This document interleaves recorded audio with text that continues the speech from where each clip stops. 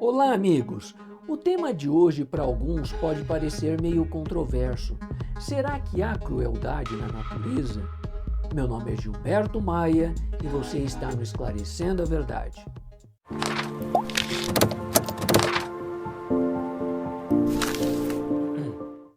Amigos, certa noite eu estava assistindo TV na casa de um parente e passou uma cena de uma alcateia de lobos caçando um cervo.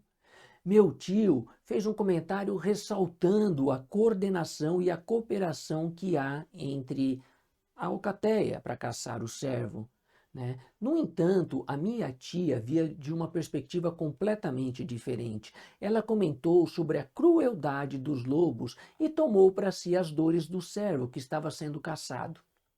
Fica aqui uma questão. Quando uma alcateia de lobos caça e mata um cervo para alimentar suas crias que aguardam ansiosamente por comida, isso é um ato de crueldade ou é de amor instintivo? Qual é a sua opinião sobre isso? Coloque aqui nos comentários. Todos sabem que os lobos são animais carnívoros que estão no topo da cadeia alimentar, que caçam e matam animais como alces e cervos. No entanto, o que muita gente não sabe é que os lobos também dão vida a muitos outros animais.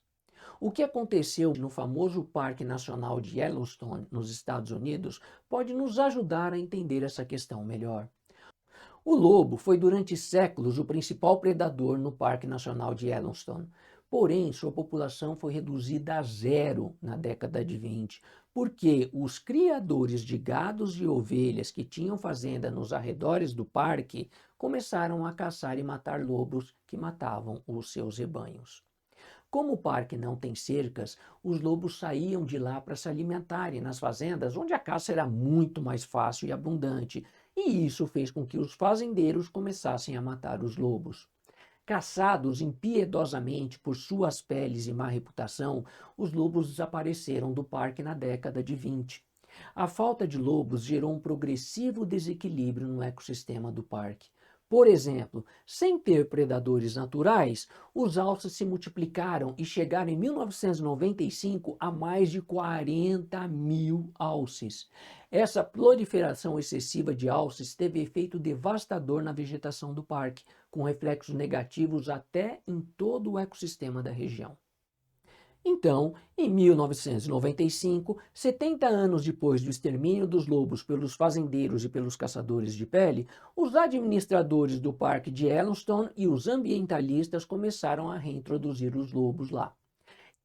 O repovoamento dos lobos em Yellowstone deu aos biólogos e ambientalistas uma oportunidade única para estudar o que acontece quando uma espécie de animal predador no topo da cadeia alimentar retorna para o ecossistema ao qual ele pertencia.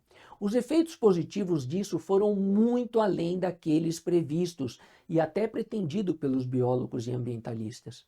A partir de 1920, sem predadores, os alces e cervos daquela região se multiplicaram a ponto de comer toda a vegetação ribeirinha, cujas raízes evitavam a erosão do solo nas margens dos rios e riachos da região. Sem a sombra das árvores e com a erosão das margens, os rios e riachos haviam se tornado mais largos e as suas águas mais rasas e quentes.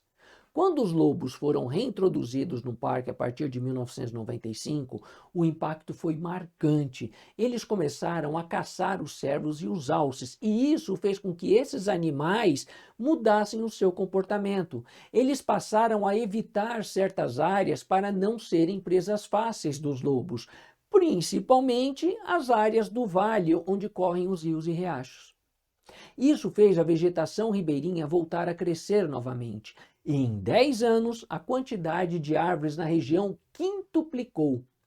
Mais vegetação e árvores altas resultam em mais insetos, mais aves e até mais castores. Os castores, represando a água dos rios e riachos com seus diques naturais e barragens, eles criaram lagos que possibilitaram a proliferação de espécies como lontras, patos, peixes e anfíbios.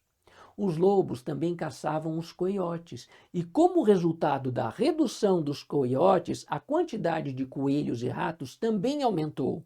E isso resultou em mais falcões, doninhas, raposas e texugos.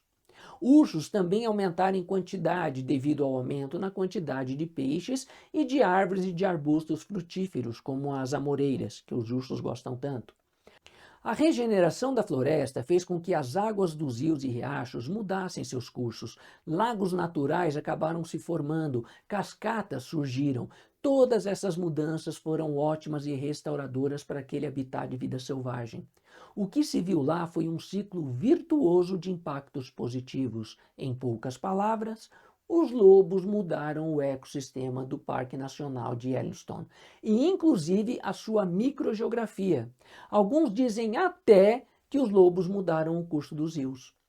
O caso do Parque Nacional de Yellowstone mostra de forma inconfundível que a natureza tem em si mesma uma sabedoria incrível e, ao mesmo tempo, um equilíbrio que é muito frágil.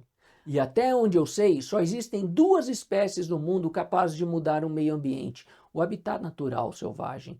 Uma é a dos castores, que com suas barragens causam um alagamento capaz de mudar a paisagem, mas claro, sempre dentro de um contexto de benefício ao ecossistema.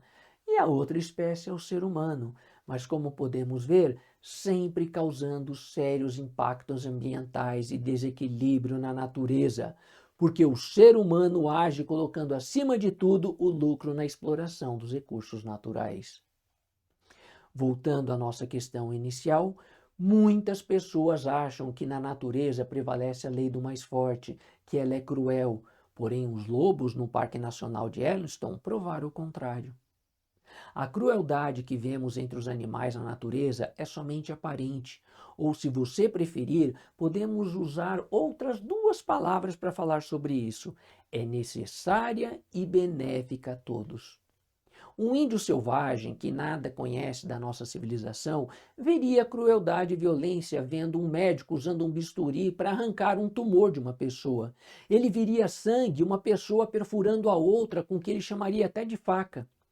O ato de cortar com bisturi pareceria para o índio selvagem uma crueldade, uma violência. No entanto, quando olhamos para todo o contexto, quando entendemos o todo, não é violência, mas sim uma cirurgia feita desde o início com o propósito de salvar vidas ao invés de matar. Quando entendemos a questão em profundidade, superando crenças e noções humanas, podemos perceber que na natureza há sim muita bondade e sabedoria do Criador. Para finalizar, voltamos à nossa questão inicial. Quando uma alcateia de lobos caça um cervo para levar alimento para suas crias, esse é um ato de crueldade ou é de amor instintivo? Qual é a sua opinião agora? Ela mudou? Coloque aqui nos comentários. Na natureza há verdade, há bondade e há tolerância, mas as noções humanas nos impedem de ver isso, pois olhamos com o olhar humano.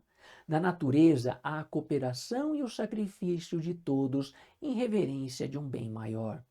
Isso é o que tínhamos a dizer na matéria de hoje. Se vocês gostaram, deem o seu like, coloquem aqui os seus comentários, se inscrevam no canal e até a próxima matéria.